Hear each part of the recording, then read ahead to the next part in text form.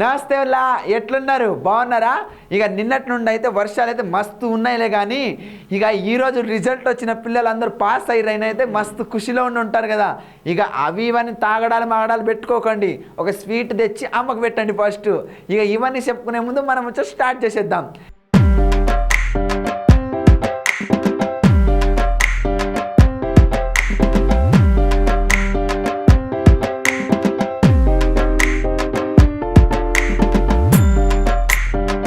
Chat pot ముచ్చట్లు. ముందు చూడండి ముఖ్యాంశాలు. సీసీ కెమెరాల వల్ల దొరుకుతారంట దొంగలు. ఇప్పటికే ఎంతమందిని పట్టుకున్నారు సార్లు? రాఘవేంద్రరావు మాటలు. ఇక వచ్చేది టీడీపీ పాటలు. అగ్నిపాత్ రద్దు చేయాలని ధర్నా, పిల్లల కోసమే అన్నా. జర్నలిస్టులపై దాడి, ఇక ఎవరు చెబుతారు న్యాయం మరి? ఇక సీసీ కెమెరాలు ఉంటే దొరికిన దొంగ దొరికిపోతాడు, దొంగతనం చేసిన వాడు కూడా దొరికిపోతాడు, ఏదున్నా కనబడుతుంది అని చెప్తూ ఉంటారు. అందుకనే పోలీసులు ప్రతి చోట సీసీ కెమెరా పెట్టిస్తూ ఉంటారు. కానీ మనకు తెలియదా, పెద్ద నాయకుల కొడుకులు అయితే ఆ సీసీ కెమెరాలో కనబడరు. ఇక ఆ ముచ్చట్లన్నీ మనకెందుకులే. కానీ ఇక ఈరోజు ముచ్చట ఏంటంటే, సీసీ కెమెరా వల్ల జరిగే మంచితనము, దానివల్ల జరిగే ఉపయోగాలు చెప్పుకొచ్చింది మేడము.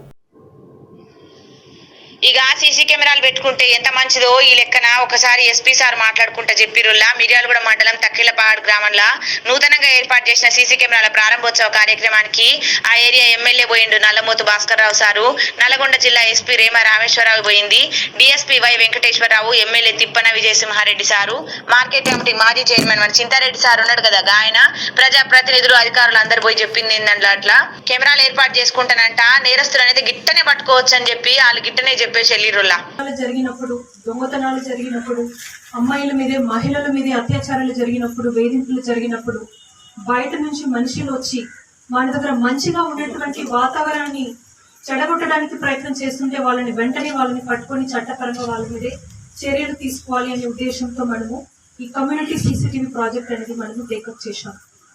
గత నెలలో ఒకటే నెలలో మన దగ్గర దాదాపు 500 కెమెరాలు మనము చిన్న చిన్న ఊర్లలో కూడా పెట్టించాం. అదేవిధంగా మిర్యాలగూడ సబ్ డివిజన్ లో కూడా డిఎస్పీ గారు వెంకటేశ్వరరావు ఆధ్వర్యంలో చాలా మంది అధికారులు ఎస్ఐసిఏలు అందరూ కూడా కలిసి సర్పంచులందరినీ కూడా దగ్గర తీసుకొని, ఎందుకంటే మాకంటే ఎక్కువ ప్రజల దగ్గర, జనం దగ్గర ప్రజాప్రతినిధులు ఉంటారు.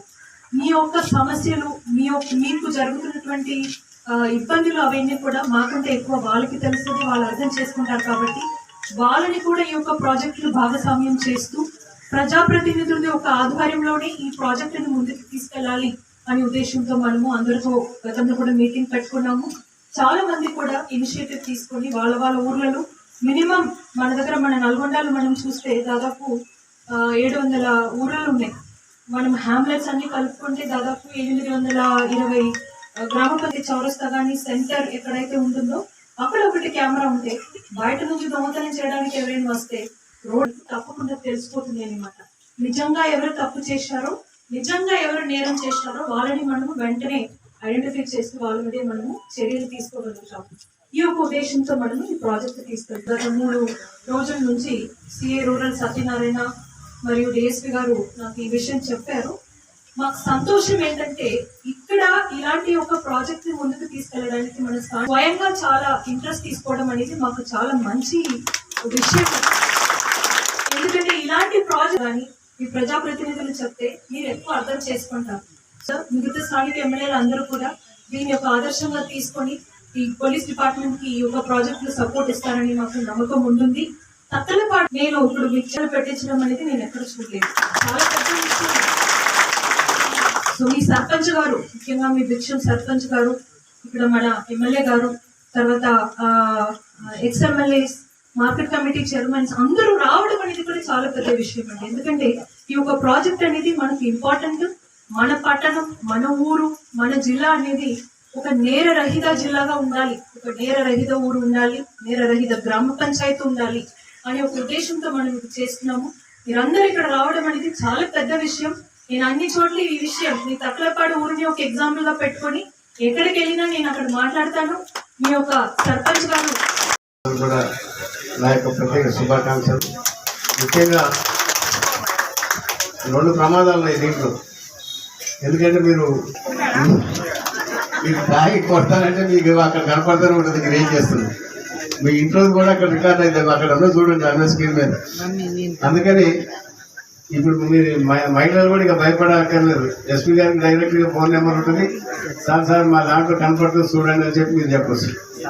అందుకని మీకు రక్షణ, ఊరుకు రక్షణ. ఊరు కూడా ఎందుకంటే ఏ దొంగతనమైనా చిన్నదైనా రోడ్డు మీద కొట్లాడుకున్నా ఎవరు తప్పు చేసినా అంతా రికార్డ్ అయిపోతుంది. కాబట్టి ఎవరో ఏదే మన ఊర్లో ఇబ్బంది లేకుండా మంచిగా సుఖ సంతోషం. ఇక రాఘవేంద్రరావు అంటే మనకు తెలియదా, ఆ సారి సినిమాలు మస్తు ఉంటాయి. ఇక ఆయన పాటల నుండి మొదలు పెడితే సినిమాలో మాటలు కూడా మస్తు మంచిగా అనిపిస్తూ ఉంటుంది. ఇక చూడబుద్దే అవుతుంది, ఎందుకంటే అంత బాగుంటాయి సారు చేసే సినిమాలు. ఇక కానీ బయట టీడీపీ గురించి కూడా హామీలు ఇస్తా మాట్లాడిండు సారు. ఇంతకు ఏం మాట్లాడిండంటే ఇగో ఈ మాట మాట్లాడిండు. ఇక ప్రముఖ దర్శకేంద్రుడు రాఘవేంద్రరావు ఉన్నాడు కదా, ఆయన అయితే కీలక వ్యాఖ్యలే చేసిండు. పెద్ద పొలిటీషియన్ లెక్కనే చేసిండులా. మరో ఏడాదిన్నరలోగా టీడీపీ అంట ఖచ్చితంగా అధికారంలోకి వస్తుందని బాపట్ల జిల్లాల చుండూరు మండలంలో నడిగడ్డపాలెంలో ఎన్టీఆర్ విగ్రహాన్ని ఆవిష్కరిస్తేందుకు పోయి అది ఆవిష్కరించి తెలుగుదేశం పార్టీ వచ్చే ఎన్నికలలో అధికారంలోకి వస్తుందని ఇక జోష్యమే చెప్పిండులా. టీడీపీ అధికారంలోకి తీసుకొచ్చేందుకు నేతలు, కార్యకర్తలు, అభిమానులంట ఇక తెగ కృషి చేయాలంట. మరి వాళ్ళు కృషి చేస్తేనే వస్తుందా, ఏమి వచ్చేది ఉంటే గెటనన్నా వస్తుంది. ఇక తెలియదు ఎవరికైనా. జోహార్ ఎన్టీఆర్. మీ యొక్క ఆవేశానికి, మీ యొక్క ఆనందానికి కారణం మీ ఒంటి నిండా అన్నగారి పౌరుషం, అన్నగారి రక్తం. అన్నగారి దగ్గర ఆవిష్కరించేందుకు ఆ రోజు నేను తీసిన అడవిరాముడు ఓపెనింగ్ రోజు కానీ, కొండవెట్టి చౌదరి ఓపెనింగ్ రోజు కానీ, జస్టిస్ చౌదరి ఓపెనింగ్ రోజులో కానీ, వేటగాడు ఓపెనింగ్ రోజులో కానీ, మేజర్ చంద్రకాంత్ ఓపెనింగ్ రోజులో కానీ పొందిన ఆనందం కన్నా ఈ విగ్రహం ఆవిష్కరించిన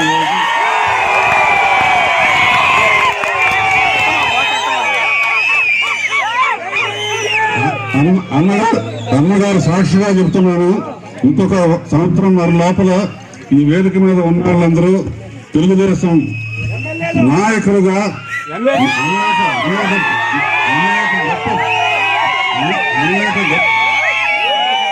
ఎమ్మెల్యే కాదు అనేక గొప్ప పదవులతో ఇక్కడ ఉంటారు. మళ్ళీ తెలుగుదేశాన్ని గెలిపించండి. ఈ స్టేజ్ మీద ఉన్న వాళ్ళందరూ మళ్ళీ ఉత్తమ పదవులతో ఇక్కడికి వస్తారు. ఈ యొక్క విగ్రహానికి ఆయన కూడా దక్కలేస్తారు. ఇక నిన్న సికింద్రాబాద్లో జరిగిన ఘటన గురించి మనకు తెలుసులా. ఇక ఎంత రాద్ధాంతమైందో కూడా తెలుసు. ఇక పిల్లలను తొందరగా ఆర్మీలో తీసుకోవాలని చెప్పేసి ఆ అగ్నిపాతాన్ని రద్దు చేయాలని చెప్పేసి చెప్పుకొచ్చారు ఎమ్మెల్యేలు. ఇక దాంతో కాంగ్రెస్ పార్టీ వాళ్ళు ఈ పని ముందు పెట్టుకున్నారు.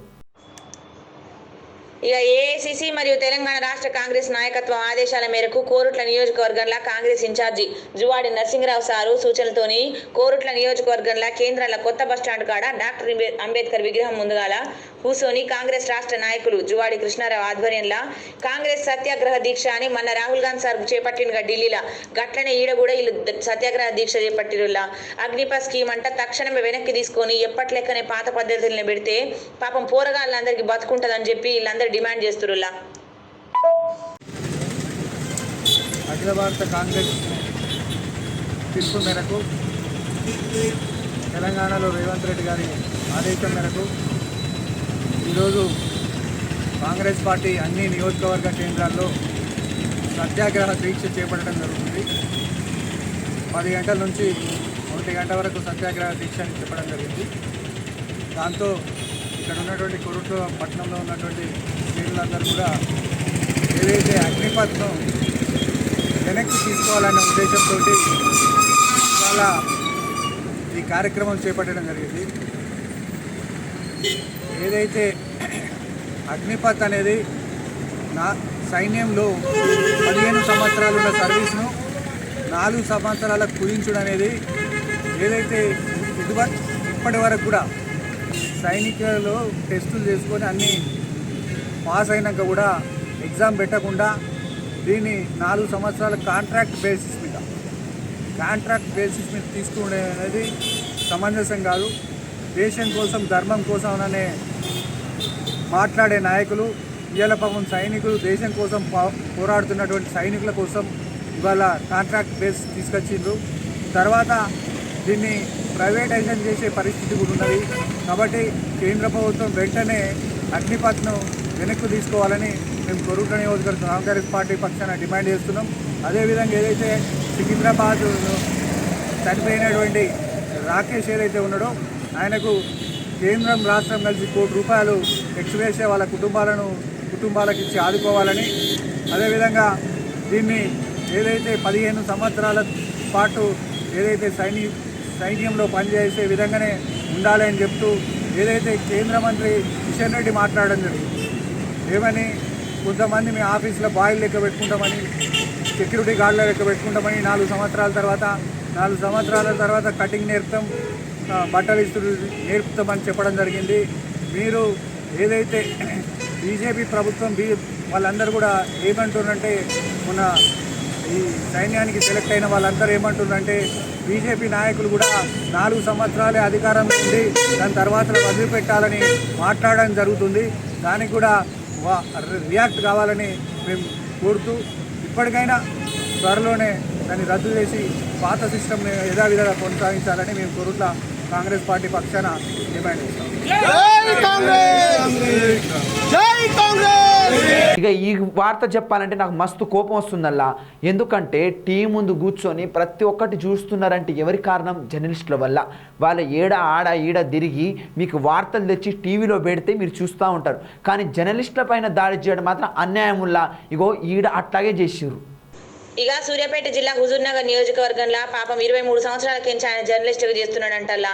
సీనియర్ జర్నలిస్టు యాలక సైదుల్ గౌడ్పై కొందరంట వచ్చి కొట్లాటకే దిగి పాపం ఆయన మీద దాడి చేస్తే చట్టవిరుద్ధం అని చెప్పి స్టేట్ జర్నలిస్ట్ అసోసియేషన్ కమిటీ సభ్యులు ముక్త కంఠంతో ఖండించిరుల్లా. సైదుల్ గౌడ్ దాడులు చేసిన వారిపైన వెంటనే చర్యలు తీసుకోవాలా, చర్యలు తీసుకోకపోతే అసోసియేషన్ ఆధ్వర్యంలో సూర్యాపేట జిల్లా కలెక్టర్కి వెళ్ళి వినతి పత్రం కూడా అందజేసినాము. ఈ లెక్కన మాత్రం చర్యలు తీసుకోవాలి. చట్టం ఎవరికి చుట్టం కాదు.